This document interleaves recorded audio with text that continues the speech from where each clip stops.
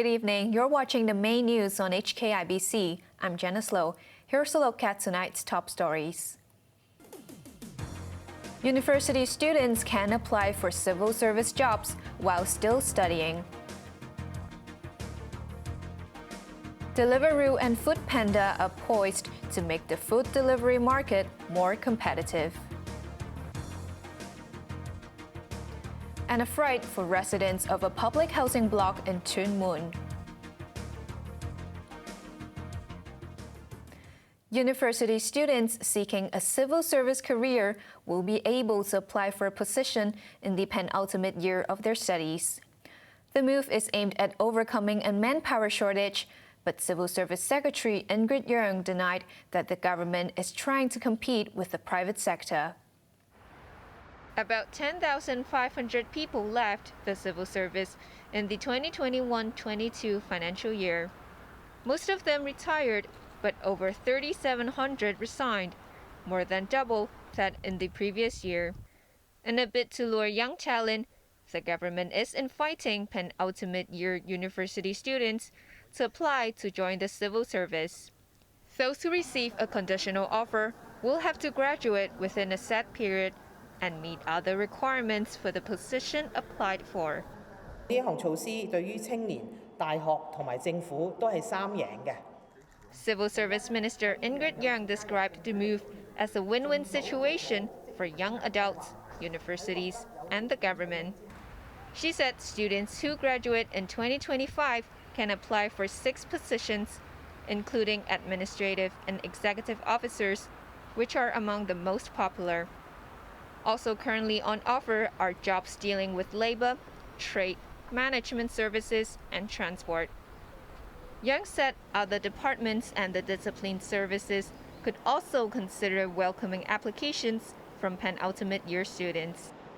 This initiative is not really to snatch people from the private sector. We are simply catching up, or we are simply doing what the private sector is doing as well. So it's not really to target at a particular source, but we are trying to give more certainty to young people who want to join the civil service. Young believes the move will give those who want to serve the public more time to prepare themselves for the job. The city's 2 biggest food delivery platforms, Foodpanda and Deliveroo, have responded to concerns that they are hindering competition in their sector. They have come up with certain proposals that could help their rivals thrive. Macy Mock reports. Foodpanda and Deliveroo have cornered 90% of the city's food delivery market. An investigation by the Competition Commission found that certain requirements which the companies imposed on restaurants may hurt rivals in the pocket and may contravene the law. For instance, both platforms charge a lower commission rate for restaurants which work exclusively with them. Restaurants could be penalized if they switch or partner other platforms. The eateries are also restricted from charging less on other platforms.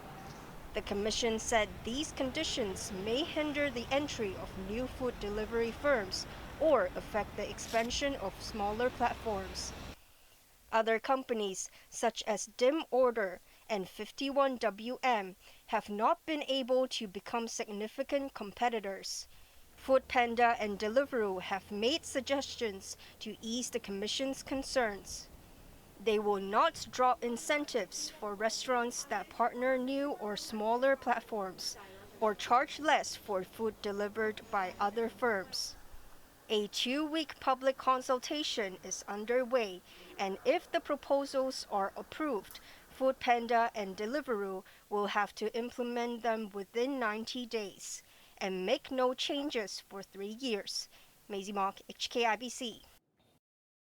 The proposals have been welcomed by the founder of a food delivery platform that operates only in Changkwano. This is definitely good for us or other small portal. For us, we have few experience because some small shops in Changkwano, they want to join us, but they can't because of the exclusivity. a contract with the Foodpanda and Deliveroo, so they can join.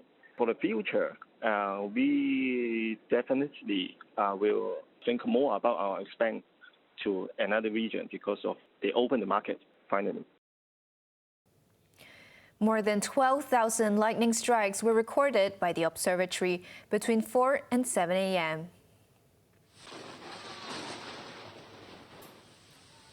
Two of the lightning bolts hit a public housing block in Tuen Mun at around 6:50 a.m. A nearby resident who captured the dramatic scenes said she had her phone ready after several earlier strikes around Watin Estate. The amber rainstorm signal and the thunderstorm warning were enforced at the time. Part of a concrete awning outside a 27th floor unit was shaved off. At that time, we were ready for the school. I was sitting here and my daughter was here and combing her hair. And at that time the noise came and the lightning, like boom, like this. And I just grabbed my daughter and moved to that room. The sound was very big. I was very scared. I did not expect that will happen. I saw that it's raining, but I did not expect that noise will come like that. The Privacy Commissioner has urged the government to regulate credit reference databases. This comes after it found that the credit data of 180,000 people were put at risk. Macy Mok reports. The Privacy Commissioner wants credit reference databases to be regulated. This follows the discovery that records stored in TE Credit Reference System, reportedly the city's largest credit database, were accessed without authorization. Around 680 money lending companies use the platform, which stores the credit data of about 180,000 borrowers. These include previous transactions and the amount borrowed. The Privacy Commissioner was alerted by a person who feared that his personal data was not well protected. He complained that his records on TE Credit had been accessed by other money lenders. The watchdog found that Soft Media Technology Company, which runs the system, did not check if money lending firms had permission from borrowers before accessing the data. Soft Media allowed unlimited access to the credit reference system at a very low fee. Essentially, when the money lender paid $2, the money lender would be having unlimited access to the credit reference system for 5 days. And 5 days later, if he paid $2 again, he would have another series of unlimited access for another 5 days. Chung said Soft Media had contravened the personal data law by not taking practical steps to protect personal data and kept personal data longer than necessary. The company was ordered to undertake certain actions, including formulating a policy to verify that money lending companies have permission to access data. If Soft Media fails to comply within 3 months, its operator could be fined $50,000 and jailed for 2 years. Maisie Mock, HKIBC. Overseas, the United States looks set to avert defaulting on its massive debt just days before a deadline. The House of Representatives voted by 314 to 117 to suspend the debt ceiling, which stands at $31.4 trillion. Senators will now vote on the bill before it reaches the desk of President Joe Biden, who will sign it into law. This will allow the federal government to borrow money until after the presidential election in November next year. Apart from defense, which will have a bigger budget, government spending will be cut by $1.5 trillion over the next decade. The Senate is expected to approve the deal before the end of the week. A decorated Australian Army veteran has been ruled to have committed war crimes in Afghanistan after a months-long defamation case he brought against 3 newspapers. Ben Robert Smith sued the publications after they accused him of a series of atrocities in the war-torn nation between 2009 and 2012.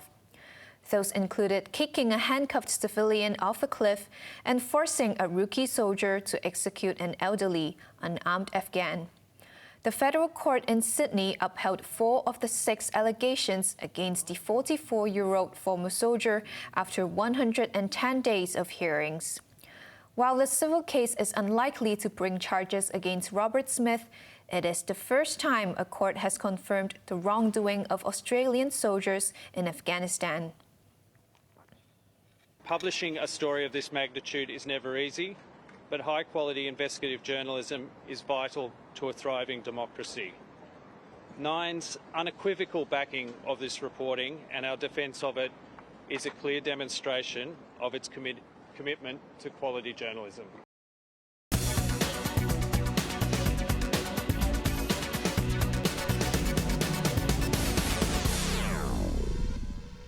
Hong Kong's retail sector has continued its bullish run, with sales jumping 15% in April.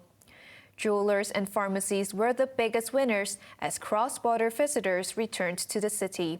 Raymond Yeung reports. For the 3rd consecutive month, Hong Kong's retail sales grew by double digits.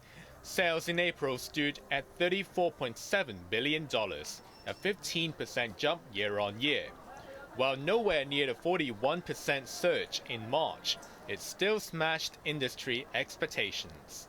The Retail Management Association had predicted a single-digit uptake for April, arguing many Hong Kongers had traveled overseas during Easter. That seemed to be offset by the return of inbound travelers. Sales of jewelry and watches saw a 75% spurt, followed by 37% for clothing and footwear, and 35% for medicines and cosmetics. But supermarkets saw an 8% drop in sales, while fish, livestock and poultry tumbled 18%. This was because people stocked up on food during the height of COVID last year, contributing to a high base of comparison. A government spokesman said the consumption vouchers should keep the momentum strong. Chief Executive John Lee also declared that the dark times of the retail sector were over. 已經歡迎咗大約係730萬嘅旅客。 Officiating at a summit organized by the Retail Management Association, he noted inbound visitors from January to April were already 12 times that for the whole of last year. Raymond Yeung, HKIBC. Now let's take a look at the markets. The Hang Seng Index ended the day down 17 points. To the top 10 active stocks, Tencent was up $4.80, Meituan was up $2.60, while HSCI was down 4 cents. JD.com was up $4.10, AIA was up 10 cents, and BYD Company was down $2. To the foreign exchange against the Hong Kong dollar, the euro is at 8.37, the pound's at 9.76, and the Australian dollar is at 5.10. Over in London, the FTSE 100 is currently up 31 points. On to the weather now. Tomorrow will be mainly cloudy with a few showers, and it will be very hot during the day. Temperatures will range between 27 and 33 degrees. Sunny intervals during the rest of the week. That's our main news for Thursday night. Join us for more news at 11. I'm Janice Lo. Good night.